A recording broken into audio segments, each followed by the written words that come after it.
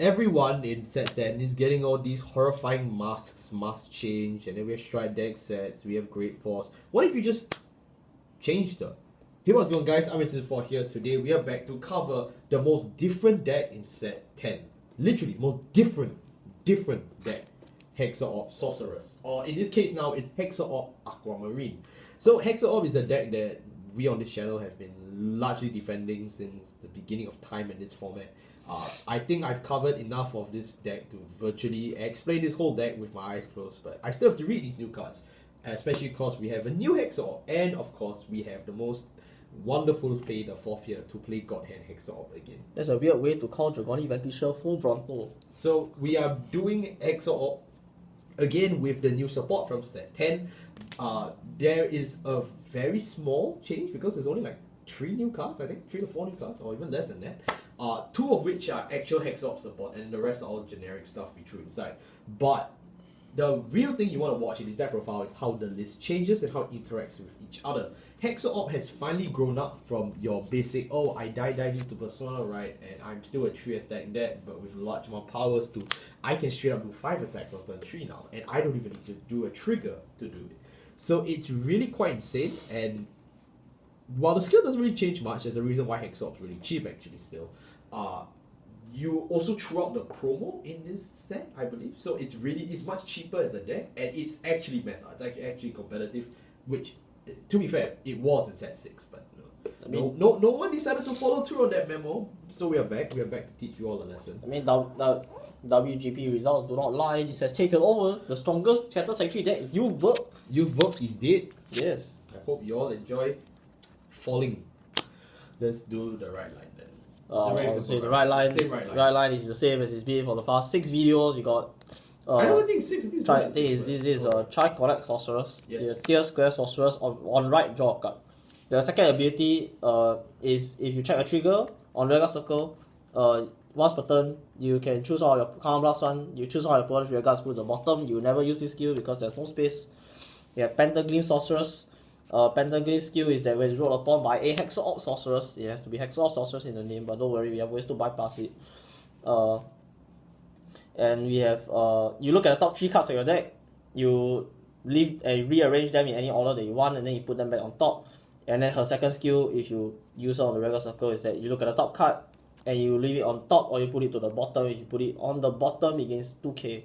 But once again, there's no space to play more copies of Pentagleam. So now we just go to the big girl, Hexaorb Sorceress. Yes. Or you can go into Dragonic Vanquisher full Bronto also, but mainly Hexaorb. But in this case, we are going to talk about Hexaorb Sorceress first. Yes, we are playing both the original and the new one. So the original has the skill that I think most people will remember, is that when you check a trigger, you choose one of your rear guards and give it 10k. So you cannot choose your Vanguard, you have to choose a rear guard. But if you boost the Vanguard with a booster, let's say you just boost with Tri-Connect Sorcerers, you can give the booster 10k, so it virtually gives the Vanguard 10k. Yeah, so it's same as Leonon, oh my god. Oh no. Yeah, so then Hexaorb's second skill is that if you Persona Road, it's an act once per turn. If you Persona Road during this turn, you can Counterblast 1, Soul Blast 1 to choose a critical or a front trigger from your hand. You reveal it and then you put it on the top of the deck, and then this unit gains +1 drive. So do note that the putting the crit or the front is not needed to gain the +1 drive. You can just gain the +1 drive and then not stack a trigger if you want to. But the main reason why you would do it is to stack the trigger, because now we have a new way to gain +1 drive. Yep. So mainly Hexaorb, you use this Hexaorb in the right line if you're going for a more defensive version of the build, if you're going for a less grade 1 heavy version of the build, because mainly you want to pump your grade 2s to the point where they can hit 13k base Vanguards, or they can hit because most of your grade 2s will hit 25k, which is enough to hit over 1 defensive if your opponent is on a grade 3 and they pull a defensive. Yeah. So mainly you play Hexaorb if you're more likely to not play boosters and you don't want to auto lose when you go second. Otherwise, you just go straight into the new Hexaorb. Yep. Yes. So let's talk about new Hexaorb. Yes. Our grade 3 lineup, we play 1 copy of original Hexaorb Sorceress in the right deck, as well as 4 copies of Hexaorb Sorceress Aquamarine. Yeah, so this is Dragonic Vanquisher full Bronto. Can you stop saying that? So Hexaorb Aquamarine has 3 skills. But all of them have basically virtually completely transformed this entire deck, and this deck is now highly, highly competitive. I will actually admit now, I will stop jokingly say that this deck is shit. This deck is not shit. This deck is high roll. This deck is bricky. No. I faced like 6 different Aquamarine players at WGP. It's not even funny. This started as a joke, and now we've overthrown Youth Berg, who has a freaking OST attached to the deck box. How? So Hexaorb Aquamarine's first skill is that it is the same name as Hexaorb Sorcerer. So it's that's why I was making all the jokes about Dragonic Vanquisher full Bronto, because it's the dress up skill. It's the full Bronto clause. It's the dress up skill from V series. It's the dress up skill. Yeah. So basically, any skill that is requires Hexaorb Sorcerers, the name in quotations, will also work with Aquamarine. This basically means that for the last 6+ videos, any card we've covered is now relevant Aquamarine. So yes. you may want to go back and take notes. Which is also why the right deck also works, because Pentagram Sorcerers requires you to write a Hexaorb Sorcerers in quotations on top of her. Yeah. Aquamarine will work with this skill as well. Yeah. But that's not all, because Aquamarine also has basically collapsed both of Hexaorb skill into one skill, which is that if you persona road this turn, all of your triggers become 20k instead of 10k, so haha, God Hand. It all comes full circle. It all comes full circle back to God Hand. We are back to God Hand. And she gets +1 drive. So this is really very, very simply a complete upgrade from the original Hexaorb in terms of, if you wanted a triple drive Vanguard. Yeah, she gets it for free. And she also makes the trigger 20k. It means that the 20k power can go to your Vanguard. This does lead into the reason why this is not as good going first. No, it's not as good going second, because you cannot split the power to both of your rear guards. You have to give the 20k to one rear. Right. And that basically means that you do have to check double trigger more often than not if you want to kill, because otherwise your rear guards are not going to hit for enough numbers. Whereas regular Hexaorb, you can give 10 to 1 and 10 to the other. Whereas Hexaorb, just hitting one trigger is already threatening enough. It's just that the reason why Aquamarine compensates for that is with a third skill, which is auto. When a trigger unit is revealed for this unit's drive check, specifically has to be this unit's drive check. So no, you cannot use leg rail. You cannot use the Keter OT to check triggers. Soul Blast 1, choose one of your regards and stand it. That's it. That's all you do. That's all it does. Is easily completely save this deck by just Soul Blasting one to stand a rear. You no longer get CB gated.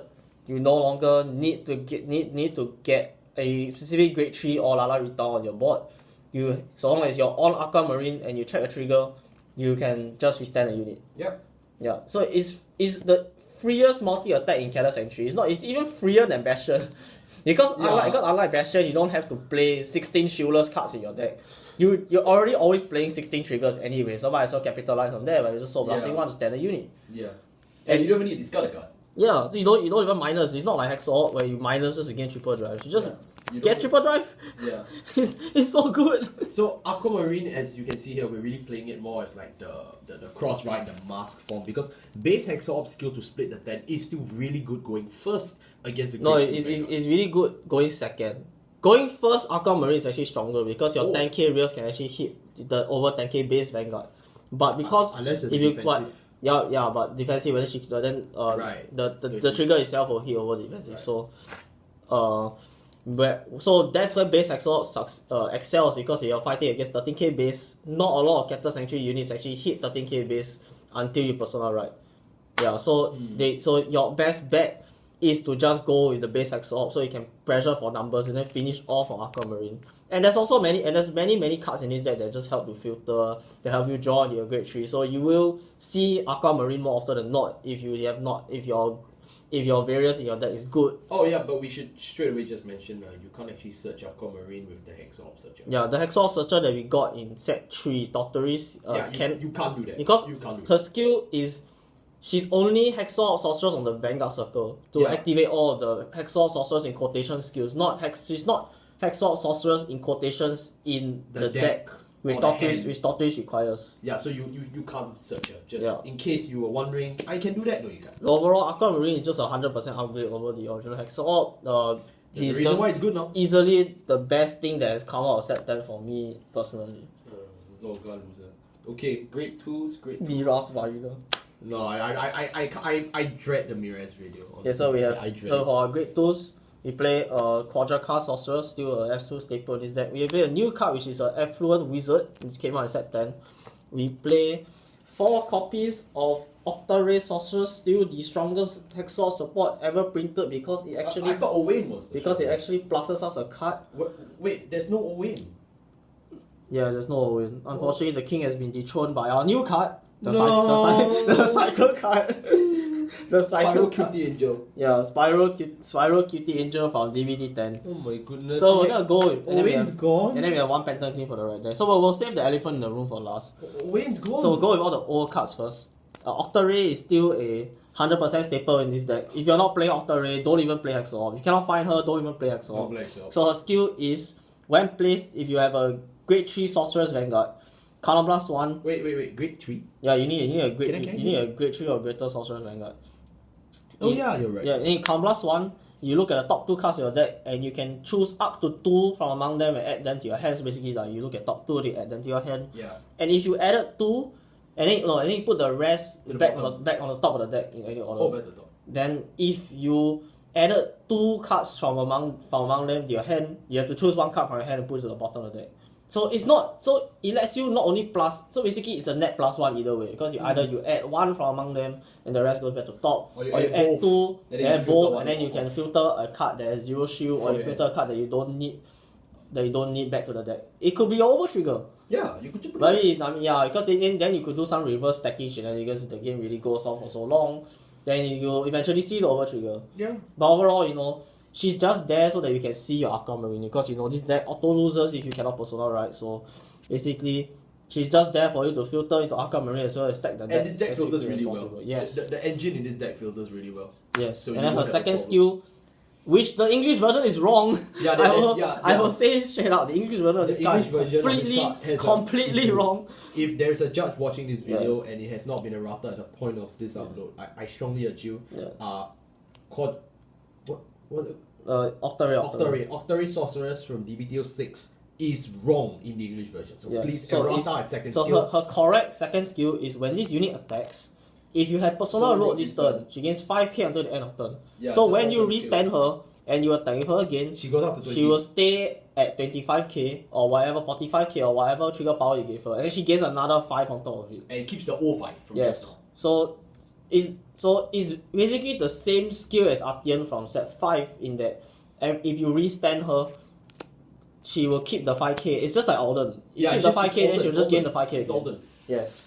So please, if there's any judges watching this, know that we appreciate your efforts if you're able to get this errata for English. Yes. Because there's an actual error on the English card. Yes. I only realized it recently because I was helping a friend read through some English cards. I was like, hold on, this skill looks really But overall, Octa-Ray is really the bread and butter of this deck. She's just the strongest support Hexaorb has ever gotten because she actually pluses a card. Yeah. Yes, and then obviously now that I know that the second skill lets her get 10k overall, she is the strongest attacker in this entire deck, so she will definitely be staying for until the end of time until we eventually get a Battle Sister Grade 3, which I honestly don't even want anymore.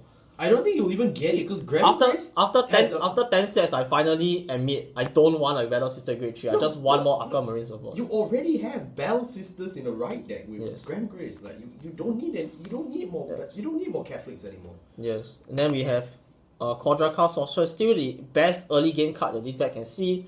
When this unit is placed, if you have a Sorcerer's Vanguard, so it does not grade restricted. Yeah, it's by not grade grade 3. You look at the top 2 cards of your deck, and then you leave them back on top in any order, and then you soul charge one. So it filters one off into the soul and leaves the second one on Yes, top. and then as you remember, Aquamarine needs a lot of soul, Yeah, so so you this gotta is a use this. must-have to see early on, so you can start building soul. You can call this with no repercussions, so you Yes. can just drop this as your early game attacker. This is one of the instrumental parts to why Hexaorb, since set 6, has had such a great grade 2 engine. It's because of cards like this, so And- you need to play it. That's just the common. And she comment, and she looks good, just play it. Now we're gonna go into the new cards, which is we're gonna start with Affluence Wizard. No, we're gonna finish the old cards. This is Oh yeah, it's right there. Pentagram Sorcerers. Yes. You don't use a real guard Don't skill use a because real you have guard much better cards like Affluent Wizard. Yes. So Affluent Wizard's first skill is that when he attacks, if you have a Sorcerer's Vanguard, so once again, just like Quadra Cast, it's not grade restricted. So if you So long as you're playing the Sorcerer's Right Line, which is why I recommend play this right line rather than the Blasted Out Right Line. Why do you even play that anymore? It's so bad. You look at the top card, and then you leave it on top. But if your Vanguard is in the stand position, so that means that you attack with this first and you haven't attacked your Vanguard yet, you can choose to put the top card into the soul instead. Is this where the replenishment angel clause comes from? Yes. It's because of it's that restriction. Oh my Yeah. goodness. So mainly is basically one of the strongest filters that this deck has, because it not only lets you look at the top card, it also lets you basically, it's just revelation. Just put the card into the soul if you don't like it. Or if you, or which helps you feel your Aquamarine skill. Once again, everything cycles back to needing soul for this card. Yep. Yeah. Because she turns your soul into all your body attacks. And then his second skill is It's a she. Yeah, then the second skill is that if you draw check a trigger, this unit gains 5k. Yeah, and it's the same as Rectangle Magus or Hexagonal Magus from V series. Yes. Every time you check a trigger, gains 5. Yes, and I mean, technically speaking, the Sorcerer's Right Line is based on Magus. So if you want to see a Magus deck profile, it's in the link description. We did a V1 for this year. Yes. So yeah. Yes. And then of course we have the new strongest card ever printed. Spiral Cutie Angel. Is that my favorite Graham Grace card? The stickers go.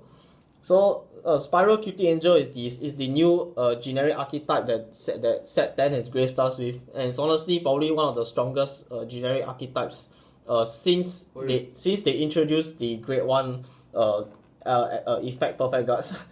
this is the level that this card is on. Oh my goodness. But it's not universal for every deck, because the cost is actually very costly for a lot of decks, depending on the right line.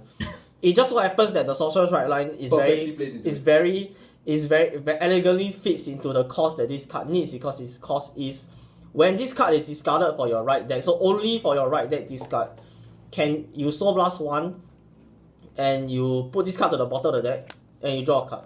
What? So basically you did not discard. Basically you end the right deck phase without having discarded a card. You just paid a Soul Blast. Soul Blast, you bought that card and then you draw back. So not only is your deck size the same, you also basically didn't draw a card. Then you dig through your deck faster, which is what Hexaorb needs to do, because it needs to see is Dragonic Vanquisher full Bronto. It needs to see Aquamarine. Yeah, it needs to see Aquamarine. So. And then its second skill also perfectly works with Hexaorb, because this unlike the previous cycle card, which is more for the Youth Bird playstyle about board decking cards. Yes. As a control measure, this is more for Hexaorb's playstyle, which is that when placed, if you personal road this turn, Counterblast 1, look at the top 2 cards of your deck, you can add 1 to hand, and then you put the other card on the top of the deck. Yep. In order. Or you can leave both on top of the deck as well. So it's up to 1. So unlike Octary, you cannot it only lets you +1 maximum. It doesn't let you just +2 and then you can cycle back a back card to the bottom of the deck. Yeah. But honestly, the second skill is so irrelevant because Hexaorb doesn't cycle. No, that Hexaorb doesn't shuffle the deck. So every time that you send her to the bottom of the deck to use her first skill, you mean that you're never gonna see her for the rest of the game. But that's all that. Honestly, it doesn't matter, because her first skill is so stupid.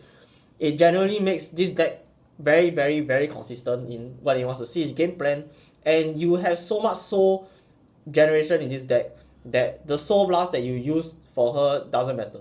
Yeah, you basically split your soul usage between her and Aquamarine. So yes, these are basically the only Soul Blasts in this. The 2 triple rares from set 10 are basically your main sources of soul consumption, either for classing for the early game or just multi-attacks in the late game. So it's very well split, as you can see. So it's a very, very stupid card. But we understand if you can't afford it. So if you can't afford this card, which there's a chance you actually can't, just look at all our previous Hexaorb videos, because Hexaorb has such a great pool of cards. It's a shame if I told you that you have no option. You do. You have so much options. Yes, if you want to talk about filtering, you can go for something like Pentaglim Sorceress. No, not Pentaglim. Esunono from set 4. It's a common from set 4, so you definitely should be able to find it. Yep. If you want something more with deck manipulation, which is the second skill of this card, you can go for something like Dire Glass. Yep. Dire Glass is also a very premier option in order to plus your board as well as stack your deck. Or you could play King Owain. Oh yeah, you can also play Owain. King Owain. See, I knew it. Okay, on grade 1s, we play 1 copy of Tier Square, 3 copies of Lalarita, 4 copies of our Perfect Guards, and 4 copies of our Perfect Guards. So yeah. Yeah. So this is the 7K, 15K shield. The 7K base grade 1, the 15K shield for the Sorcerer's Right line. If you're playing Sorcerer's Right line, this is a no-brainer. But this is basically what we meant by you're playing a more defensive variant of the deck. Because you don't run in because the grade 1 liner, as you can see, there's only basically three boosters in this entire deck. Yeah, it's only 3 Lala. There's basically no way that you're hitting over a 13K base Vanguard unless you're willing to call down your 15K shields, which you shouldn't. Yeah. So that's why we are playing the base Hexaorb in the right. No, that's wrong card. The base Hexaorb in the right line. You got bring closer. The base Hexaorb in the right line because we are playing the 15K shield. If you want to play Aquamarine in the right line, then this card has to go. Yeah, because if you go second, it's basically it's auto lose. You do nothing for 1 turn. So if you want to play Aquamarine in the right line, then you can either use this for your Diaglass slot, or you could use it for more copies of Lala Rita. Yes. Yeah, or you could play some of the more generic grade 1 Keter cards that we have, but they aren't that good, so I would still recommend You could play this. Replenishment Angel. You could, yeah, you could. Yes. You could. You can be like Raika in the anime. Yes, then of course there's 4 Perfect Guard. Purple Guards. It's a set 1 Purple Guard. We made this joke a lot. Joke a lot of times already. Then we have Lala Rita. Lala Rita is mainly there because there are moments even in Aquamarine that you'll only be able to check 1 trigger in 3 drive checks. Yep. So Lala Rita is just there so that you can maximize the pressure of the turn by having a double restand guaranteed by only checking 1 trigger. And that's 5 attacks. Yeah, it's 5 attacks. And of course tier squares for the right deck, as we already discussed it. And then of course moving on to our grade zeros. Our grade zeros we play 1 copy of our Tri-Connect, who's my favorite character starter still. Then we play 8 copies of our win condition. 4 heals, normal heals. Then we play 3 copies of our win condition. And then 1 over trigger. Yeah, so the heals are heals because it's card 5 Vanguard. Then we play a split of 8 win condition to 3 win condition. So basically, crits are the way that Hexaorb usually can push the opponent to high amounts of damage. It's self-explanatory. It's a deck that basically the entire deck is designed to check trigger and win. Yeah. You want to just check triggers and win, and the easiest trigger is the trigger that does extra damage to your opponent. Yep, 6 damage But and you lose. fronts are very important in Aquamarine because remember the clause doesn't say the trigger power is not giving another unit 10k anymore. It's the trigger power itself is changed to 20k. It's basically the God Hand clause. Yes. But for all triggers. All triggers. So what happens is if you put a front, that's an additional 20k to your entire front row. everyone. Yes. So we don't have Excel circles. We do have restanding rears. So that's basically the long and short of it. Yeah. That you will basically demolish people with front And then triggers. of course, this is, even though now we lost a lot of our important grade 3 rear guards from across the sets, we still want to play some advantage. Yes. We don't need Obaria because Obaria is just extra numbers, and this deck has so much numbers, you don't need it anymore. Yes. Despite the fact that Aquamarine stands columns, you really don't need extra numbers. And that wraps up our Aquamarine deck profile. I think overall, I think it goes to show that complaining sometimes helps you because I've complained so much about Hexaorb being a very mid deck, about how it's inconsistent, how it doesn't have win condition. Now it has not only a win condition, it also has arguably better art. Bro, they just changed the green to blue. What are you praising? Better consistency, as well as also it's just overall it's just a much tighter focus that the deck has, and it also solves all the problems that we were gonna have about having a new grade 3, which is that it has the same name as I think that was the greatest bit of I was personally talking to some Hexaorb players before Aquamarine's review, and I was telling them that a lot of your older support that are not from set 6 will have to go if they don't keep the name clause, because it's only in set 6 that they allow you to keep the whole sorcerer's name, but in earlier sets they all just refer to it as Hexaorb. So I was really glad when I saw that they actually allowed this clause to stay. Of course, that meant some people still threw out Owain from their decks, but I mean, I'm not going to be upset, okay? Good deck is still a good deck. It's winning a WGP again, so yeah, I'm expecting a certain someone to put a video on this very soon, but you have to think differently. You have to think out of the box. You have to outsmart them. Thank you all so much for watching. We'll see you next time for another Hexaorb video in at least 6 months from now, because we just keep doing this, right? Why? No, this deck definitely will not get any support, this right? deck definitely won't get support anymore, right? It's not like they're gonna get a mask form or something. No way, no.